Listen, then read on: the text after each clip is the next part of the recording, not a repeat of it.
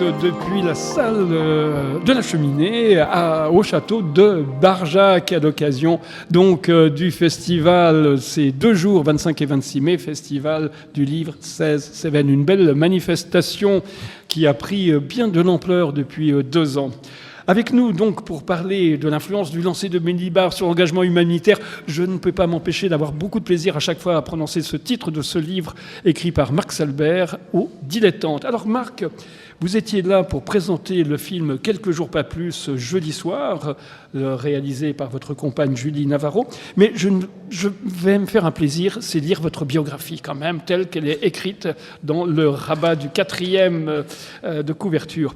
Après un stage en usine assez peu concluant, Marc Salbert décida d'embrasser une carrière intellectuelle. Le journalisme lui apparut alors comme l'unique option compatible avec ses capacités. Il choisit la radio, où il continue de sévir, alors c'est plus le cas maintenant, avec une certaine constance. Un jour où une voix, V majuscule, lui enjoignit d'écrire toute affaire cessante une somme sur l'avenir de l'humanité.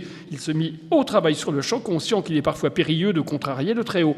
Et il a accouché d'une histoire moins ambitieuse qu'espérée, mais beaucoup plus distrayante.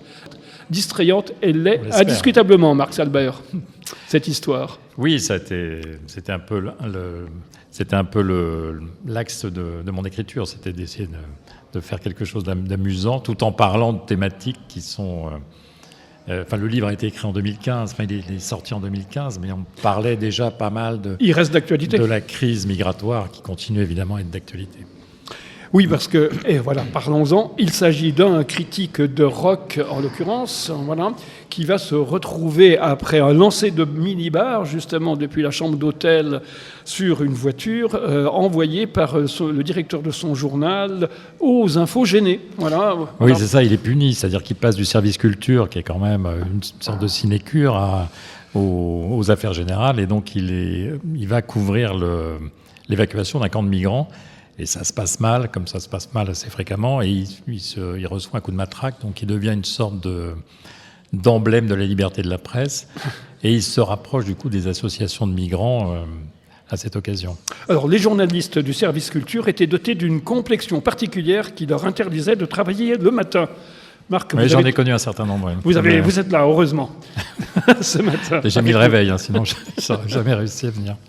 Donc, ce livre qui parle de faits bien réels, à savoir quand même, vous avez voulu le traiter justement sur un mode léger, distrayant, et en même temps, c'est une véritable somme du rock'n'roll.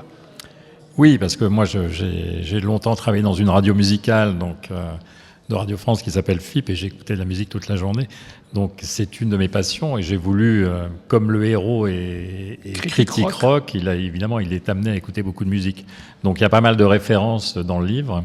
D'où les zombies que l'on vient d'écouter. D'où les zombies, oui, effectivement, puisque sa fille s'appelle Émilie, on peut supposer que le prénom vient de cette chanson des zombies. Oui, alors je ne vais pas vous demander d'énumérer tous les titres de votre playlist, parce que c'est une véritable playlist par moment, mais c'est un vrai plaisir pour peu que l'on s'intéresse effectivement au rock des années 70 jusqu'à 2010 environ. Maintenant, Marc Salbert, ce livre connaît une nouvelle vie avec l'adaptation par Julie Navarro de Quelques jours pas plus. Quand même, il y a eu un travail d'adaptation important, parce que dans le film de Julie Navarro, il y a une histoire amoureuse avec Camille Cotin, Benjamin Biolay, Camille Cotin, ce qui n'apparaît que très tardivement, là, et de manière très différente. Oui, très différente. Oui. Ouais. Oui, toi, on t'invite à un concert, et tu détruis ta chambre d'hôtel et une bagnole. 11 350 pour 2-3 heures à fleurer, c'est des grands malades. Tu me fais chier, Arthur. Tu vas repasser aux infos générales. Arthur Berthier de l'époque, on couvre l'évacuation, je peux vous poser d'autres questions. Alors, pas du tout le moment. Non, on avait dit pas les temps. Journaliste. Juste saluer la présence d'Arthur Berthier, qui a été victime hier de violences policières. Merci d'être venu. Et c'est que chaque exilé soit accompagné par un parrain, par Arthur, ça vous dirait? Pardon? Daoud, can you come, please? Je suis d'accord, mais pas plus de 3 jours, parce que chez moi, c'est tout petit, c'est mon bureau. Ok, merci. Là, direct. Ouais? Bah oui.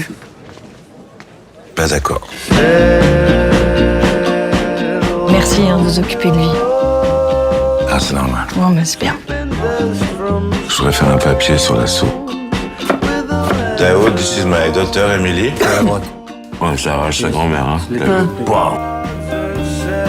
You like this music? Yeah, shit. French music, it's shit. And bon appétit. Thank you.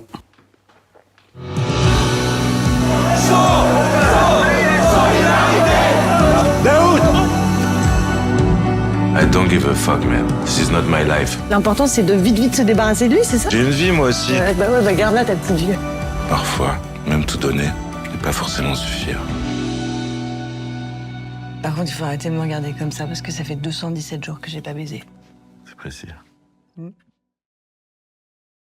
Oui, en fait, c'est un vrai travail d'adaptation, puisqu'il y a des personnages qui Vous ont avez réussi disparu. à vous trahir? Ça a été dur, je me suis fait violence, mais il fallait que mon livre devienne son film, donc effectivement, on est parti dans des directions un petit peu différentes, et il y a des personnages qui sont apparus, d'autres qui ont disparu, mais c'était un travail très intéressant de justement redonner vie à cette histoire d'une manière un peu différente. Comment on travaille concrètement pour adapter son livre en film, concrètement? Alors là, c'était particulier puisqu'on a travaillé en couple, donc il n'y avait pas beaucoup de filtres. Quand ça n'allait pas, ça n'allait vraiment pas. Et on a cassé beaucoup de vaisselle. Et puis à un moment, on s'est dit, on va aller travailler dans un café parce que comme ça, on devra contrôler nos débordements. Et finalement, on a réussi à trouver un mode opératoire et on a avancé comme ça assez rapidement. Mais il faut sacrifier des personnages, en introduire de nouveaux. Oui, bien sûr. C'est pas la même mécanique narrative pour le livre et pour le film. Donc là, il y a effectivement la réalisatrice souhaitait aller plus vers les associations, c'est-à-dire montrer un peu plus le travail des associations, un aspect social qu'il y a un peu moins dans le livre. Et donc on a enquêté, on est allé dans les associations qui aident les migrants, on a vu comment ça se passait.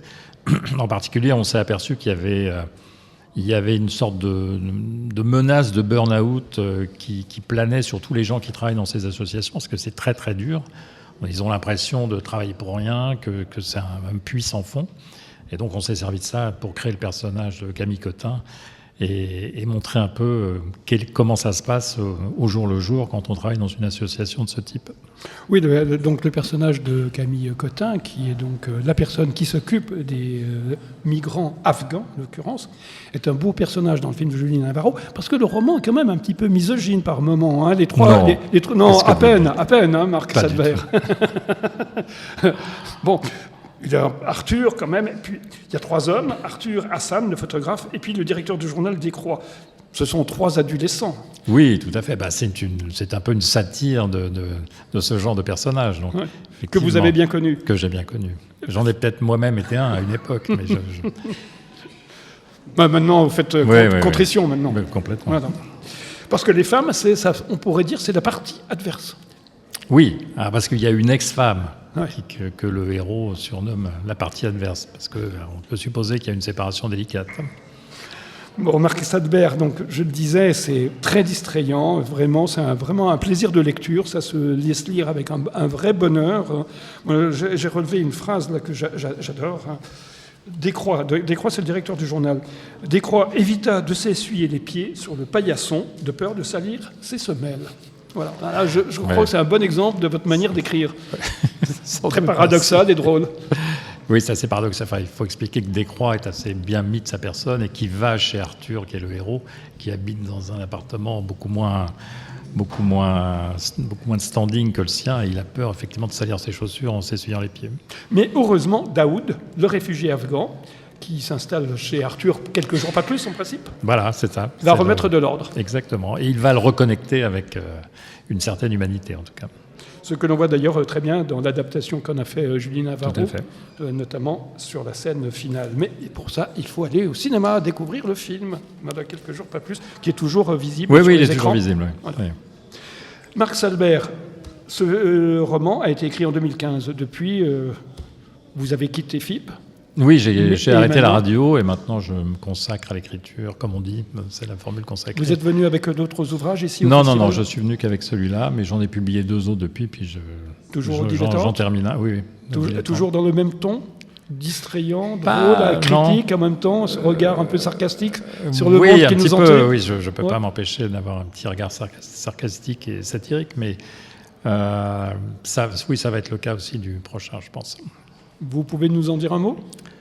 C'est un livre sur ma mère qui est dans un EHPAD, donc ça n'est pas un roman cette fois-ci, c'est une sorte de... Un documentaire? Une sorte de document, de récit. De récit, oui. Mais ça peut être assez drôle, il se passe des choses assez drôles dans les EHPAD en fait. Marc Salbert, alors vous intervenez, alors vous n'êtes pas dans une table ronde, mais je crois que vous allez faire une lecture demain, dimanche, Oui, c'est ça. à 13h30, 13h30. 14h, alors à la bibliothèque, lecture de l'influence du lancer de minibar. J'y serai. Vous y serez. Bon, formidable. Nous aussi d'ailleurs. Merci. Merci Marc d'être venu donc nous présenter votre livre, vous l'avez compris, de l'influence du lancer de minibar sur l'engagement humanitaire, publié aux éditions Le Dilettante. On va se quitter avec un autre titre que vous aimez particulièrement. Il s'agit de Neil Young, Lotta Love, puisque vous l'avez même offert en exergue à votre compagne dans Tout à fait. les premières pages du livre. Merci Marc. Merci.